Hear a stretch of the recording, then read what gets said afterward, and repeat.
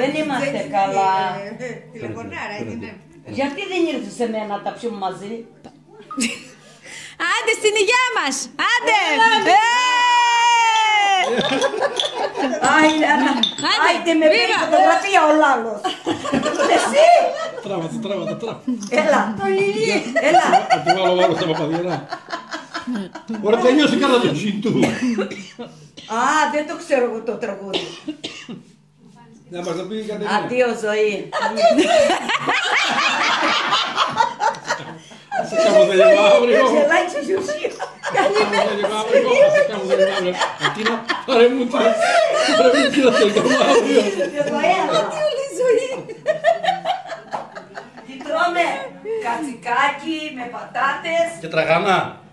Όχι τραγανά. Σου χωριάτικη! Πώς τη λένε την πίτα? Σοφία. Πολλά κι άλλα, πολλά. Μανιτέρο. Κολοξοκεφτέδες. Ναι, τις ζηλέψει. Αστακόμερ τρώμε.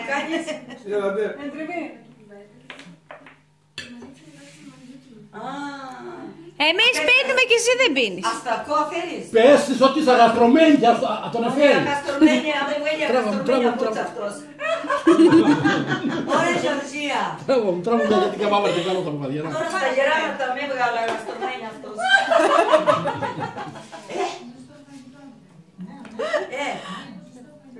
Ναι! Ναι είσαι ωραία, δηλαδή είσαι.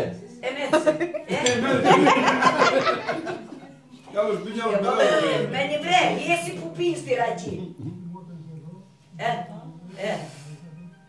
Δεν είναι αλήθεια. Το ξυπνητήρι. Το προέκτυψε το βράδυ.